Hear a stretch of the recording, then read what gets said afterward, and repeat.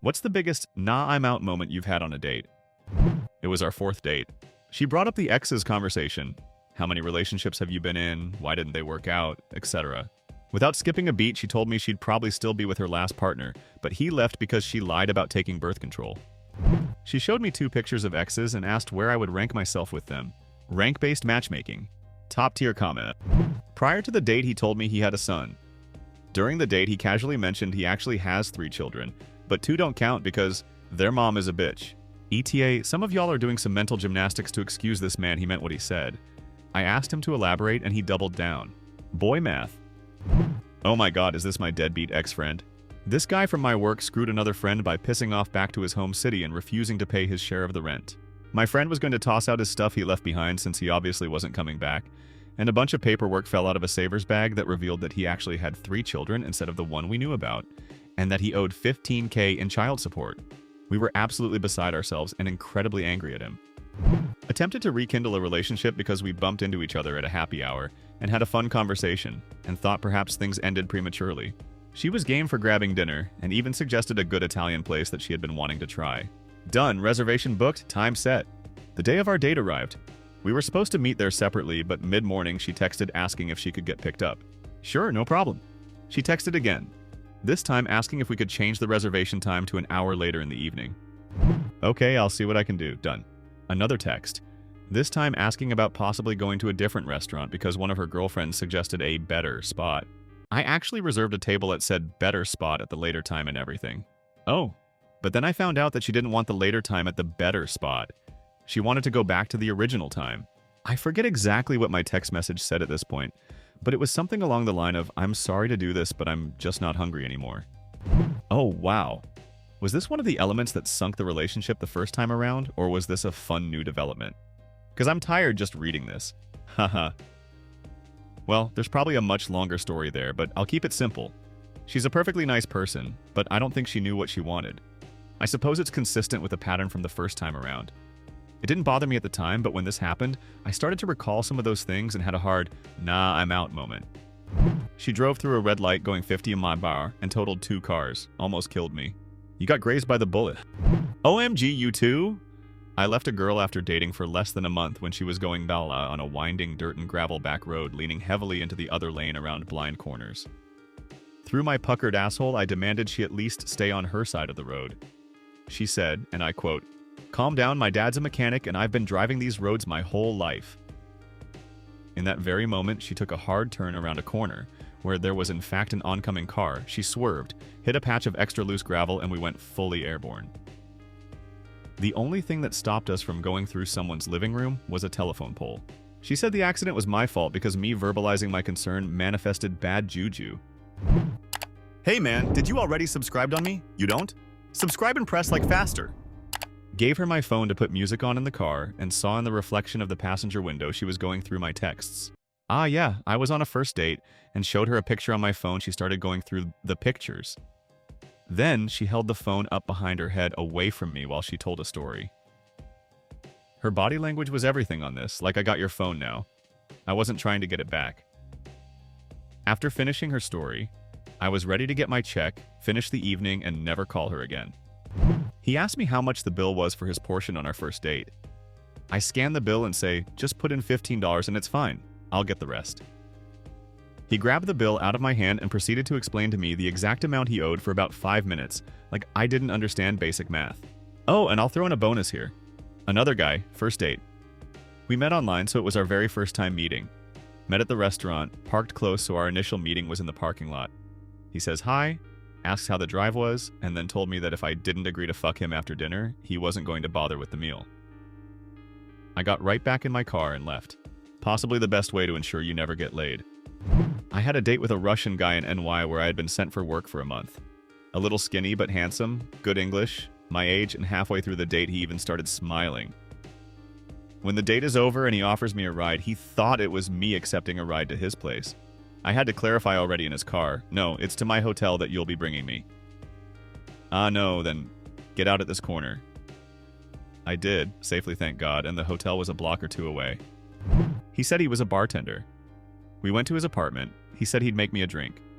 Then he put my drink in a different style glass than his. I asked to add something to it. I took a single sip, noticed he was watching me very intensely. I told him, "Try this, it's so good." He didn't swallow. I left. This is so fucking scary. It took me about 10 minutes to devise a plan, so I was sitting on his couch trying to text people discreetly.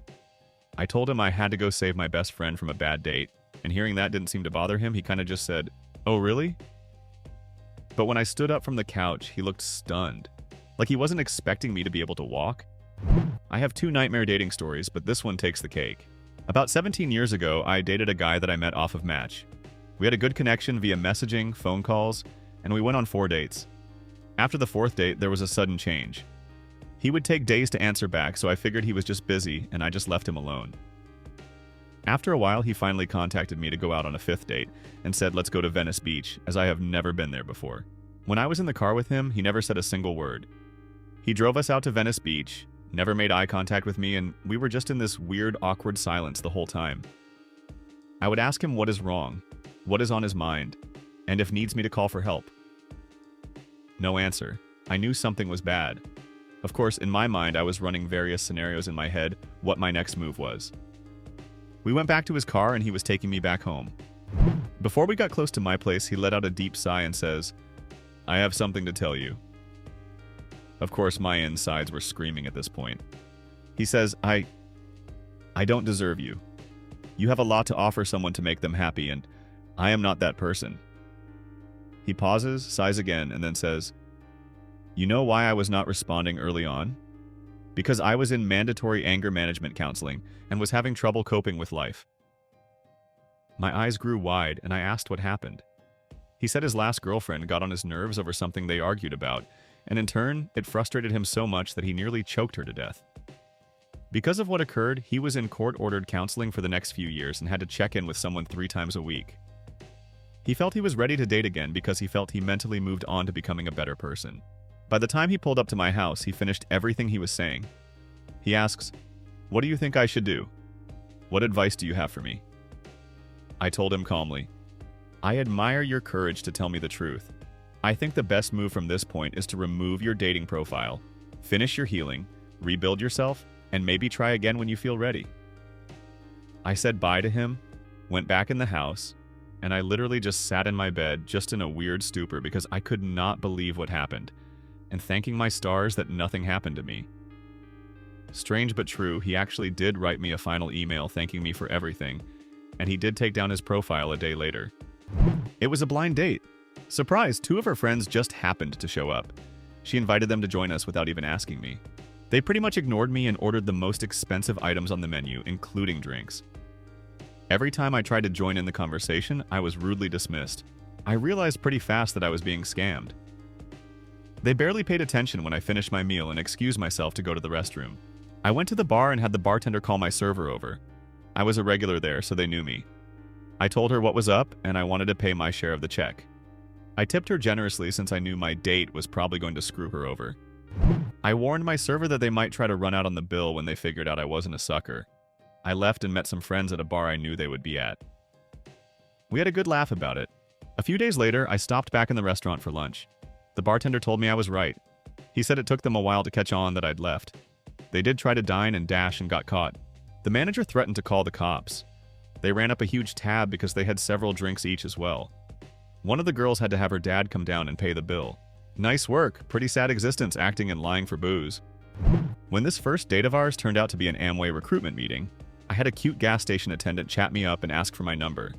Set up a lunch date later in the week. I show up and she's already sitting with another dude who she introduces as her business partner.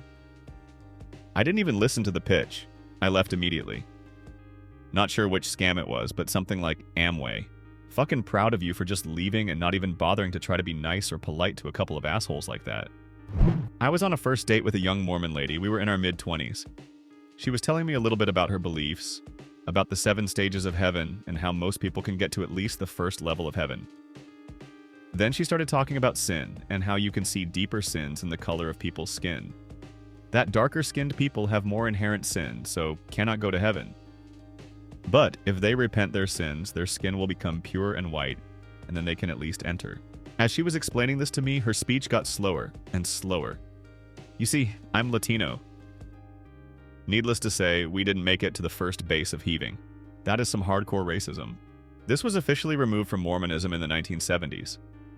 The head of the church realized it was bad PR for a missionary organization to say that skin color equals sin. First date, we drove past a cemetery and she said they are beautiful. I said, yeah, my father is buried in that one. She said, do you mind if we stop and visit his grave? This woman was stunningly beautiful but a little quirky. I fumbled over my words for a few moments and reluctantly said, I guess so. I was weirded out but curious where it could possibly go from there. This was within the first hour of the date. We are standing there and she pulls me close. I feel her breath on my neck.